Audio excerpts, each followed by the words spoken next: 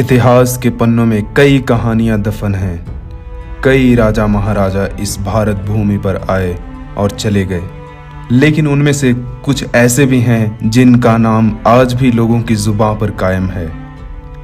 सैकड़ों सालों पहले इस धरती पर एक ऐसे ही राजा हुए थे जिसने अखंड भारत के सपने को काफी हद तक पूरा किया था।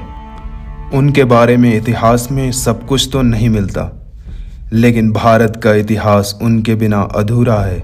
हिंद कुश की पहाड़ियों से ब्रह्मपुत्र की लहरों तक, उत्तर में हिमालय की ऊंचाइयों से दक्षिण में मैसूर की वादियों तक जिसका डंका बजता था, वो वक्त जब दुनिया में अपना परचम फहराने वाले महान ग्रीक शासक सिकंदर की मौत हुई थी और उसका सेनापति राज्य का शासन संभाल रहा था।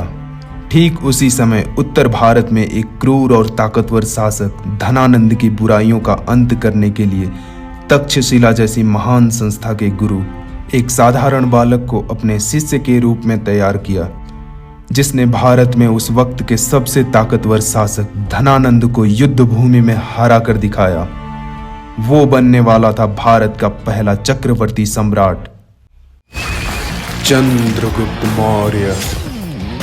ये कहानी है उस साम्राज्य की जिसका सपना आचार्य चाणक्य ने देखा था और चंद्रगुप्त मौर्य ने उसे पूरा कर दिखाया। 340 ईसा पूर्व में जन्मे चंद्रगुप्त मौर्य ने सिर्फ 19 साल की उम्र में भारत के सबसे विशाल साम्राज्य मगध के शासक धनानंद को हराना भारतीय इतिहास की सबसे दिलचस्प घटना थी। बौद्ध धर्म साक्ष्यों के अनुसार चंद्रगुप्त मौर्य का जन्म मौर्य नामक जाति में हुआ था। उनके पिता नंदा और उनकी माता का नाम मूरा था। उनके पिता मौर्य जाति के मुखिया थे जो कालांतर में एक युद्ध में मारे गए। पिता की मृत्यु के बाद उनकी माता पाटलिपुत्र चली गई और वहीं चंद्रगुप्त मौर्य का जन्म हुआ। चंद्रगुप्त मौर्य अपने बचपन से ही बहुत महत्वाकांक्षी थे और शुरुआत से ही शक्ति और सत्ता प्राप्त करने का माध्यम ढूंढते रहते थे। उनकी ये इच्छा शायद उनकी बुरी परिस्थितियों का ही नतीजा थी। वह अपने वंश के खोए हुए सम्मान को वापस पाना चाहते थे और स्वयं को एक सफल क्षत्रिय के रूप में स्थापित करना चाहते थे। इतिहास में इनको कहीं कहीं धनानंद का संबंधी भी बताया जाता है, इसलिए चंद्रगुप्त मौर्य के मन में अपने राजकुमार होने का अधिकार लेने की बात जरूर आई होगी, या फिर भले ही वो एक साधारण परिवार से थे, लेकिन उनमें सत्ता हासिल करने की चाह बसी हुई थी। कारण चाहे जो भी रहा हो, लेकिन इससे साबित हो जाता है कि चंद्रगुप्त मौर्य ने अपनी इच्छाओं को पूरी करने के लिए कुछ भी कर गुजरने की क्षमता रखते थे। चंद्रगुप्त मौर्य को ये बात अच्छे से मालूम थी कि सत्ता हासिल करने की राह में उनको कई सारे शक्तिशाली राजाओं से युद्ध करना पड़ेगा, इसलिए अपना ध्यान सैन्य कौशल सीखने और समझने में लगाया। वर्ष 326 ईसा पूर्व में ग्रीक शासक सिकंदर महान भारत के उत्तरी पश्चिमी हिस्सों पर आक्रमण कर दिया, जिसके कारण वहां अराजकता फैल गई।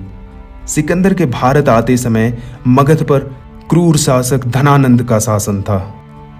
धनानंद के पास काफी खजाना था और एक बड़ी सेना भी। चाहकर भी सिकंदर मगध पर आक्रमण नहीं कर सका। अपने गुरु चाणक्य की नीतियों को सीखकर चंद्रगुप्त मौर्य ने मौर्य वंश की स्थापना की और उसका विस्तार भी। चंद्रगुप्त मौर्य ने खून खराबे के बिना भी अपने साम्राज्य का विस्तार करने में सफलता पाई। उनकी ताकत का अंदाजा इस बात से लगाया जा सकता है कि उनकी सेना में 6 लाख पैदल सैनिक, 30,000 तीरंदाज और 9,000 हाथी थे। वो लगातार युद्ध जीतते गए, कभी शस्त्र से तो कभी शास्त्र से। इनके शासन, समाज, सुरक्षा और अर्थव्यवस्था के बारे में जानकारी आचार्य चाणक्य की पुस्तक अर्थशास्त्र में मिलती है। सिकंदर के सेनापति सेल्यूकस के साथ चंद्रगुप्त मौर्य ने अपनी जिंदगी की आखिरी लड़ाई लड़ी थी। सेल्यूकस इस युद्ध को जीत ना सका और संधि कर ली। इस संधि के बाद चंद्रगुप्त मौर्य ने सेल्यूकस की बेटी हेलेना से विवाह कर लिया और 4 प्रांत हेरात, गांधार, काबुल और बलूचिस्तान को पा लिया। और बदले में चंद्रगुप्त मौर्य ने सेल्यूकस को 500 हाथी दिए थे। एक यूनानी राजदूत मेगस्थनीज को मौर्य दरबार में स्थान देने का निर्णय लिया। मेगस्थनीज वहां रहकर अपनी पुस्तक इंडिका में मौर्य साम्राज्य के बारे में लिखा, जो अब मौजूद नहीं है, लेकिन उसकी कोटेशन दूसरे यूनानी इतिहासकारों की पुस्तकों में मिल जाती है। चंद्रगुप्त मौर्य को यूनानी इतिहासकारों ने सेंड्रोकोटोस के नाम से संबोधित किया था। इतना बड़ा साम्राज्य वो अपनी राजधानी पाटलिपुत्र से संभालते थे। उस राजधानी को चंद्रगुप्त मौर्य ने इतना संपन्न बना दिया कि वहां बड़े बड़े घर हुआ करते थे। उस राजधानी में 64 द्वार और 574 मीनारें बनी थी। चंद्रगुप्त मौर्य अपनी सुरक्षा को लेकर बेहद संजीदा थे। ऐसा कहा जाता है कि उनके चारों तरफ महिला सैनिक होती थी और उनके सामने हाथी पर सवार मौर्य साम्राज्य के सेनापति हुआ करते थे। चंद्रगुप्त मौर्य ने अपने शासन में आर्थिक विकास पर काफी जोर दिया। किसानों को खेती करने के लिए सिंचाई के साधन थे, गोदानें थी और बड़े बड़े मंदिर बनवाए गए। इतने बड़े साम्राज्य को जोड़ने के लिए सड़कें बनवाई गई। भारत में व्यापार को बढ़ाने के लिए ग्रांड ट्रक रोड भी चंद्रगुप्त मौर्य के शासनकाल में ही शुरू हुई थी। बौद्ध और जैन धर्म का विकास भी मौर्य शासन में हुआ।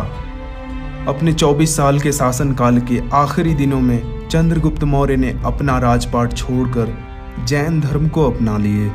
अपना साम्राज्य अपने बेटे बिंदुसार को देकर चंद्रगुप्त मौर्य दक्षिण भारत के श्रवणबेलगोला कर्नाटक चले गए। वहां चंद्रगिरी पहाड़ी पर उपवास करके अपना शरीर त्याग दिए और इस प्रकार से भारत के महान शासक चंद्रगुप्त मौर्य का जीवन शांत हुआ। मद्र राक्षस पुस्तक में चंद्रगुप्त मौर्य को वृषाल कहा गया है, जिसका प्रयोग उन क्षत्रियों के लिए किया जाता है जो ब्राह्मण नियम और धर्म से विचलित हो जाते हैं। तो दोस्तों, भारत के महान सम्राट चंद्रगुप्त मौर्य की ये कहानी आपको कैसी लगी, कमेंट बॉक्स में जरूर बताएं। अगर ये जानकारी आपको अच्छी लगी तो hit the like button and subscribe my channel.